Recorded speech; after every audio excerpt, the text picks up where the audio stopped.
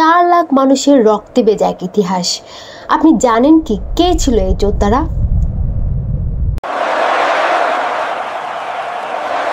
ভাবুন, এক বিশাল অ্যারেনা, চারিদিকে হাজার হাজার দর্শক চিৎকার করছে, কিল হিম, ফিনিশ হিম। সূর্যের আলো পড়ছে রক্তে ভেজা বালির উপর, আর মাঝখানে দাঁড়িয়ে আছে এক মানুষ যার হাতে তলোয়ার, বুকের ভেতর কেবল একটাই চিন্তা, আমি আজ বাঁচব তো? খ্রিস্টপূর্ব 264 সালে রোমে প্রথম গ্ল্যাডিয়েটর খেলা অনুষ্ঠিত হয়েছিল এক অভিজাত পরিবারের অন্ত্যেষ্টিক্রিয়ায়।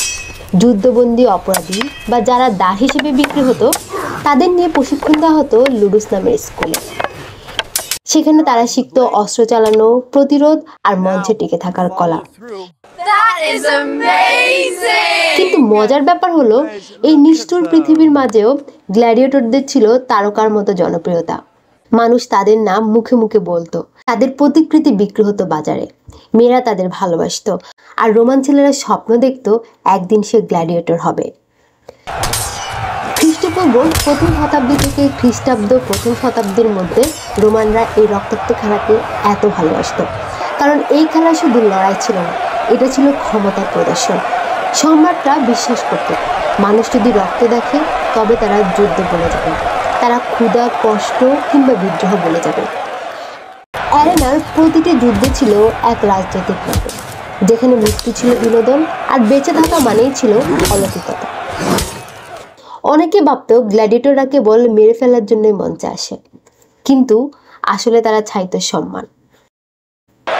হ্যাঁ, দাস হলেও তারা জানতো অ্যারেনায় একটিমাত্র জয় তাদের মুক্তি এনে দিতে পারে। তারা মরে যেত কিন্তু হার মানত না। তারা জানতো যদি মরতেও হয় তবে যেন মানুষ মনে রাখে সে সাহসী ছিল। এই বিশ্বাসই তাদের করে তুলেছিল কিংবদন্তি। খ্রিস্টাব্দ 80 সালে সম্রাট টাইটাসের সময় রোমে কলোসিয়াম নির্মিত হয়েছিল। এটি ছিল রোমান বিশ্বের সবচেয়ে বড় অ্যারেনা, যেখানে প্রায় 50,000 মানুষ বসত গ্ল্যাডিয়েটরদের খেলা দেখার জন্য। এই অ্যারেনায় কেউ জীবনের জন্য লড়েছে, কেউ মরেছে রোমের গৌরবের জন্য।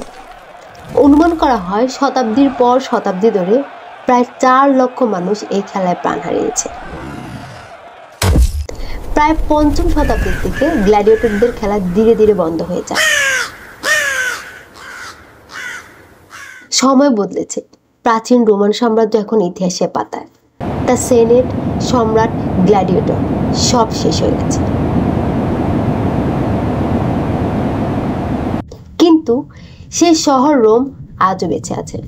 কলোসিয়ামের ভাঙ্গা প্রাচীরের মাঝে রক্তমাখা বালির নিচে ঘুমিয়ে আছে সেই সব যোদ্ধার গল্প, যারা একদিন লড়েছিল মৃত্যুর সঙ্গে আর ইতিহাসের বুক জুড়ে রেখে গেছে তাদের নাম।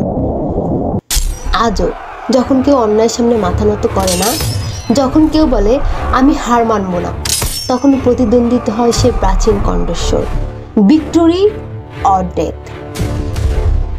তারা হয়তো দাস ছিল, কিন্তু তাদের সাহস ছিল সম্রাটদের থেকেও বড়।